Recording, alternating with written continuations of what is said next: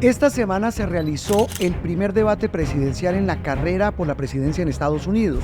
Joe Biden y Donald Trump estuvieron por primera vez cara a cara en una de las más polarizadas y feroces carreras por llegar a la Casa Blanca. En la historia de la primera potencia del mundo, los debates han sido clave para definir las elecciones. Un gesto, una palabra, un error marcan la victoria o la derrota de muchos.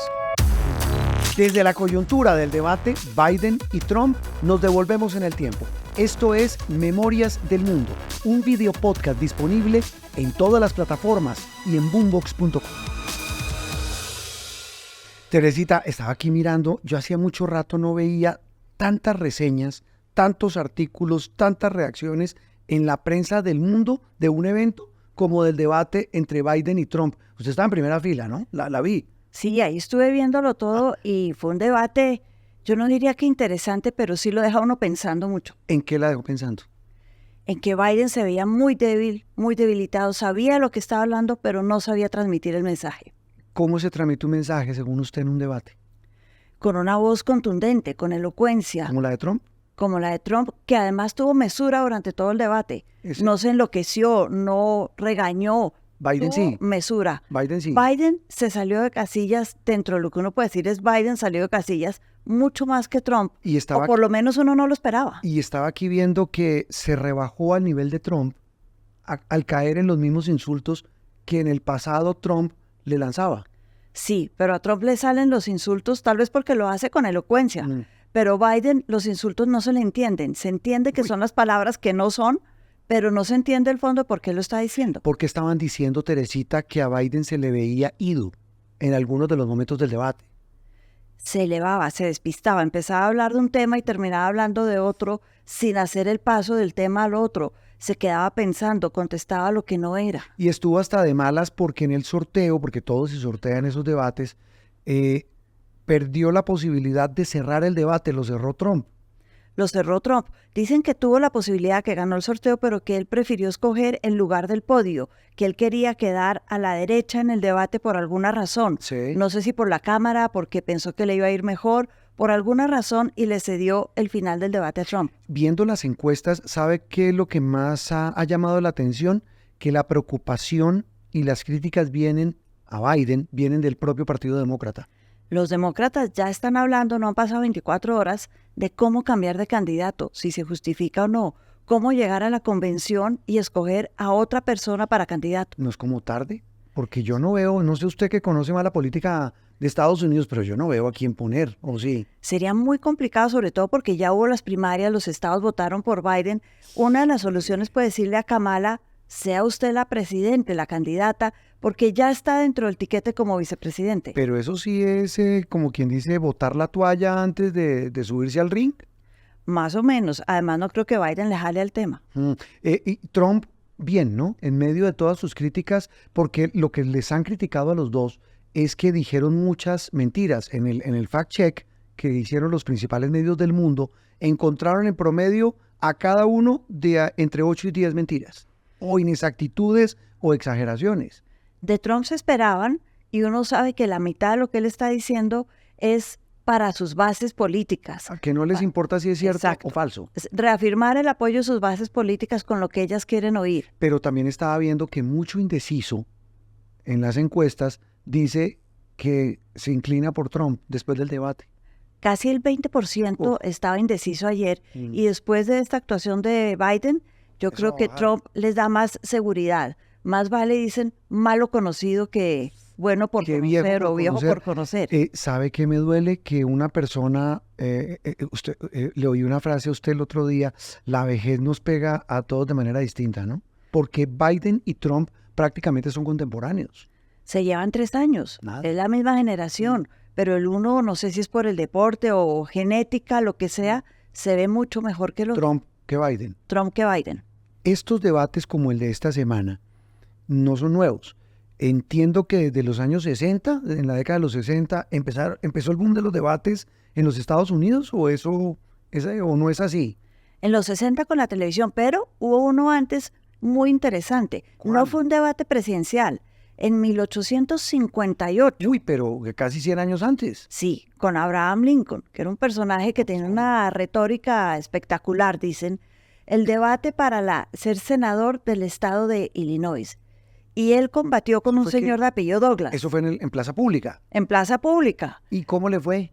Dijo una frase que fue premonitoria de la guerra civil. Era un momento en que muchos estados estaban volviéndose parte de Estados Unidos y el debate era, ¿aprueba usted o no la esclavitud cuando se vuelve estado? ¿Y qué dijo? Y él contestó, uno no puede sobrevivir en una casa dividida. La historia de la casa dividida, hablando de Estados Unidos, se volvió famosa durante la guerra civil porque la repitió después cuando la guerra. Es que la casa dividida no podía sobrevivir. Es decir, nos toca unirla. Él prácticamente su frase fue premonitoria a lo que venía. A lo que venía con la guerra civil. Y la usó varias veces después. Y al final de la guerra dijo, tenemos la casa unida. Pues por eso fue el hombre que fue. Bueno, ahora sí los debates, aparte de este antecedente que yo no lo conocía. ¿Qué han marcado los debates en las carreras presidenciales en Estados Unidos? Han marcado carreras, derrotas, presidentes, han marcado momentos en la historia durante la Guerra Fría. ¿Por qué es tan importante un debate? O sea, ¿qué marca? ¿Qué hace que la gente diga, mejor voto por este que por este por lo que viene el debate? Pues hablábamos de Biden y los indecisos. Sí. En 1960, Sí. Nixon y Kennedy tuvieron el primero televisado. Y ahí la imagen se volvió parte de la carrera política, 1960. Claro, eso es el marketing político. El marketing político. Y Kennedy, cuando le dijeron tiene que maquillarse, echarse polvo, lo que sea, dijo, bueno, lo hago.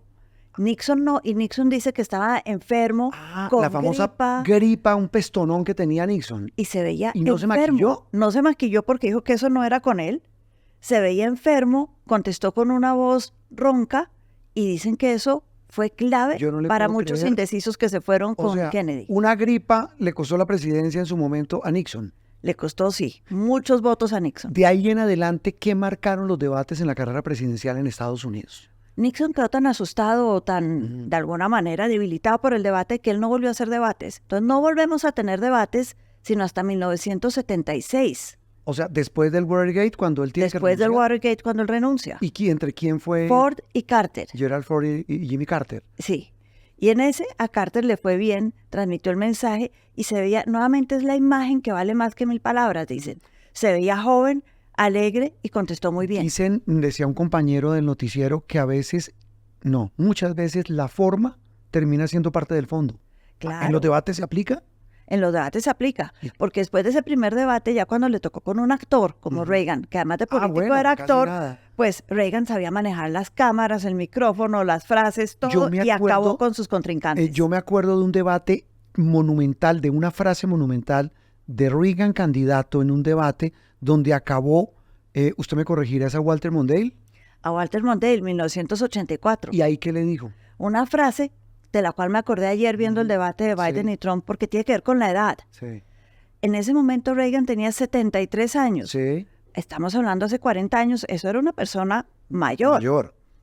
Y lo atacó Mondale por eso, y él dijo, yo no voy a usar mi edad para fines políticos, no me voy a aprovechar para ganar una elección de la inexperiencia y la juventud de mi candidato. Lo acabó. En ese momento Mondale dice que supo que había perdido la elección. En un debate, ¿qué pesa más? ¿Los que han asesorado al candidato o la chispa del candidato en el momento? ¿O una mezcla de las dos? Yo creo que es una mezcla de las dos. La asesoría, la práctica, el saber más o menos qué temas van a estar en el debate y yo poder contestar, tener alguna carreta para echarle a la gente, pesa. Pero cómo la ha hecho, pesa mucho más. Sí, pero ahí viene otro gran debate y lo leía en 2 medios de los Estados Unidos que también los pone a pensar. Gente tratando de justificar a Biden, columnistas en Estados Unidos, que dicen, no, la forma no debe ser tan importante, más importante que el fondo.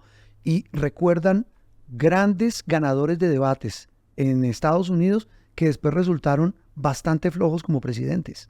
Hablan incluso de Clinton, algunos hablaban de otros demócratas, de otros republicanos, y decían al final del camino, la forma no termina siendo clave a la hora de la elección. No, el contenido también. Por ejemplo, Carter en algún momento en plena Guerra Fría, Gerald Ford, en el año 76, le preguntaron algo de la Unión Soviética y se equivocó. Esto ya es información. Sí. dijo, no, la Unión Soviética no controla Europa del Este, ¿de qué me están hablando? Eso es información, hay que tener la información que toca también. Una metida de pata acaba cualquiera. Lo sacaba. Volviendo a la coyuntura, para usted, ¿cuál fue la metida de pata del debate Biden-Trump? Yo creo que sería de Biden. Contestó muy mal y una metida de pata grave de Biden ayer. Tal vez la escuché comentando el debate a usted, si recuerdo una, y es que dijo cosas que la gente no entendía. Estamos hablando de cuando hablaba de la guerra en Ucrania y cuando hablaba de los conflictos internacionales. Sí, uno en el debate tiene que saber quién es su audiencia. Y en este momento estamos hablando de Estados Unidos, Millones. El que vive en Estados Unidos, que le interesa, uno, lo que está pasando con su bolsillo. La América profunda. La América profunda. Y él habló poco de ese tema. Y fue muy técnico en otros. Hablar de la guerra en Ucrania y decir es que el capítulo 5 de la OTAN, no mucha gente sabe qué es el artículo 5 de la OTAN. Escasamente saben qué es la OTAN. Tiene que hablarle al que le está escuchando. Y él habló tecnicismos para él. En este coaching gratis para todos los que quieran ser candidatos, claro, conciso, concreto. Conocer la audiencia. Conocer la audiencia y no dar papaya. Y no dar papaya. Teresita, gracias. Porque las noticias tienen historia. Espere cada semana un episodio de Memorias del Mundo, disponible en todas las plataformas de audio y en boombox.com. Boombox.